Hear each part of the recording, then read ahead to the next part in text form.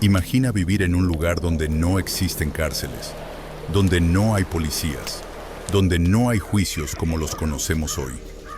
Un lugar donde cometer un crimen no significa pasar unos años encerrado, sino arriesgarlo absolutamente todo. Tu hogar, tu familia, tu nombre y tu vida. Así funcionaba la justicia vikinga. Y no era caótica ni salvaje. Era fría, práctica y brutalmente efectiva. Hoy vamos a ver cómo castigaban realmente los crímenes los vikingos. ¿Qué ocurría si robabas? Si matabas a alguien, si traicionabas a tu comunidad, y por qué muchos castigos eran peores que la muerte.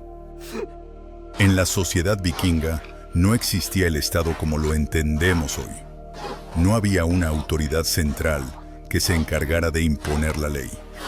La justicia no era algo abstracto, era algo personal, comunitario y público. Cada acción tenía consecuencias directas, y todo el mundo lo sabía. Vivir entre vikingos significaba vivir bajo un sistema donde tu reputación era tan importante como tu fuerza. La ley vikinga se basaba en normas orales transmitidas de generación en generación. Estas leyes regulaban desde los crímenes más graves hasta conflictos cotidianos. No se escribían en libros accesibles para todos. Se memorizaban y se respetaban, porque no hacerlo tenía un precio muy alto. Cuando alguien cometía un crimen, no se llamaba a un juez. Se convocaba a una asamblea conocida como el Thing. Era una reunión pública donde los hombres libres de la comunidad se reunían para escuchar el caso. Allí se exponían los hechos, se escuchaban testigos y se tomaba una decisión. Todo a la vista de todos. La justicia vikinga no era privada, era pública, porque la vergüenza era parte del castigo. Uno de los delitos más comunes era el robo. Robar no era solo tomar algo que no era tuyo. Era una señal de debilidad y deshonor. Un vikingo que robaba demostraba que no podía sostenerse por sí mismo. El castigo dependía de lo robado y de las circunstancias. En muchos casos, se exigía una compensación económica. El culpable debía pagar al afectado una cantidad acordada. Si no podía pagar, el problema se agravaba. No pagar una deuda era extremadamente peligroso. La deuda no desaparecía, se heredaba. Un hombre que no podía pagar podía perder su tierra, su ganado o incluso su libertad. En algunos casos, el deudor se convertía en esclavo hasta saldar la deuda. La justicia vikinga no olvidaba. El homicidio era tratado de forma muy diferente a como lo vemos hoy. Matar a alguien no siempre significaba una condena automática a muerte. Todo dependía del contexto. Si el asesinato ocurría durante una disputa pública o en defensa propia, podía resolverse mediante una compensación conocida como Bergeld, el precio de la vida. La familia del muerto recibía una suma de dinero o bienes. Aceptar el pago significaba cerrar el conflicto. Rechazarlo abría la puerta a la venganza. La venganza era una parte aceptada del sistema.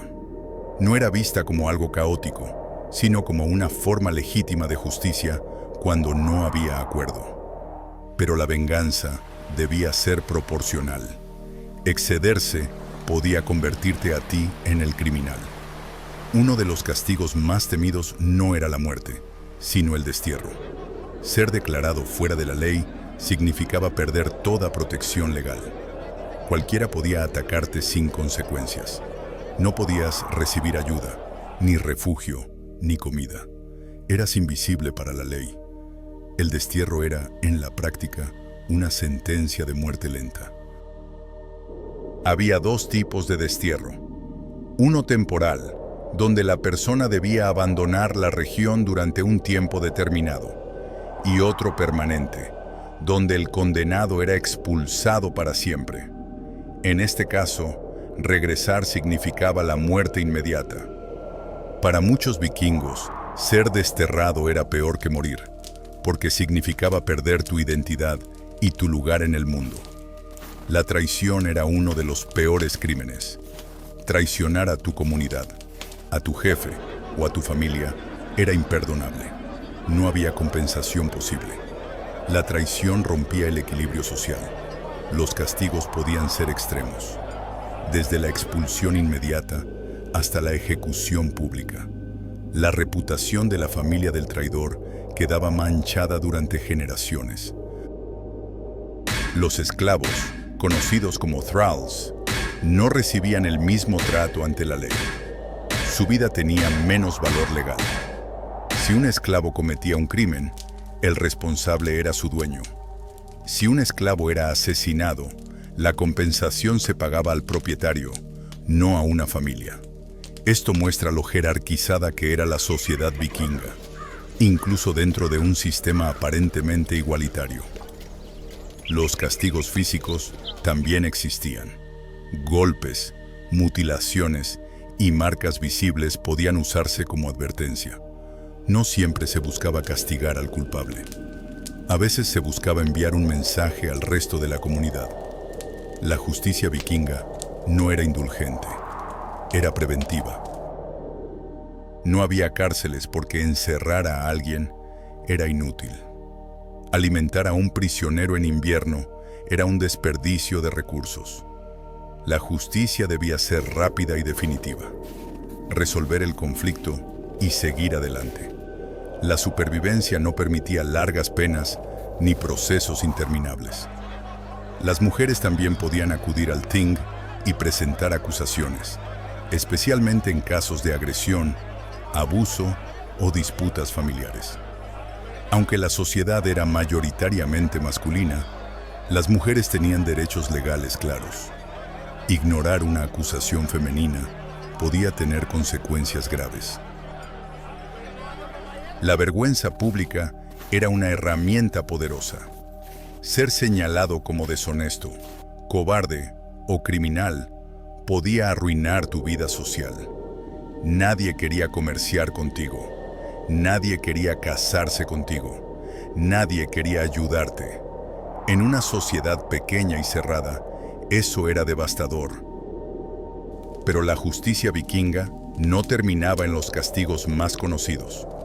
Existían también situaciones ambiguas, casos grises donde la ley no daba una respuesta clara. En esos momentos, la presión social era clave. La comunidad observaba, juzgaba y decidía a quién apoyar.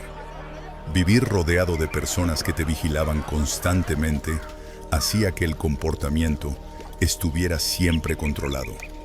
No necesitabas guardias cuando todos eran jueces. Los conflictos entre familias podían durar generaciones. Un crimen mal resuelto podía convertirse en una cadena interminable de venganzas. Por eso, los acuerdos y compensaciones eran tan importantes.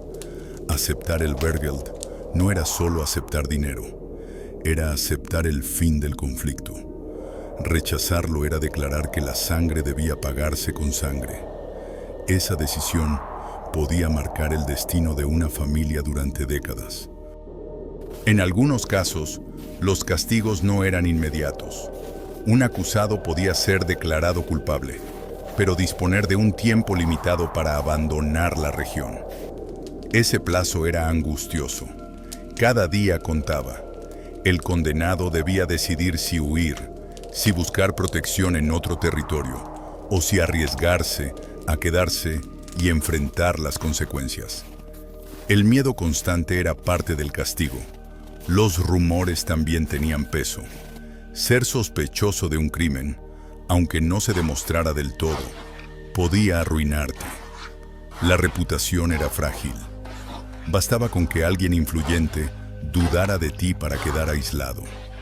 En una sociedad donde la cooperación era esencial para sobrevivir al invierno, quedar solo era una condena silenciosa. La justicia también variaba según la región. No todos los territorios vikingos aplicaban exactamente las mismas normas. Algunas comunidades eran más estrictas, otras más pragmáticas. pero todas compartían una idea central. El crimen no era solo un problema entre dos personas, era una amenaza para el equilibrio del grupo. Y el grupo siempre estaba por encima del individuo. Incluso los jefes y líderes estaban sometidos a la ley. Un líder que abusaba de su poder podía ser cuestionado públicamente. Perder el respeto de la comunidad significaba perder autoridad. En casos extremos, un jefe podía ser destituido o abandonado por su gente. El poder no era absoluto, estaba condicionado por la aceptación colectiva. Al final, la ley vikinga no buscaba crear un mundo justo, sino un mundo estable. Y en un entorno donde el invierno podía matar, donde el hambre acechaba y donde la violencia estaba siempre cerca, la estabilidad era lo más valioso que existía.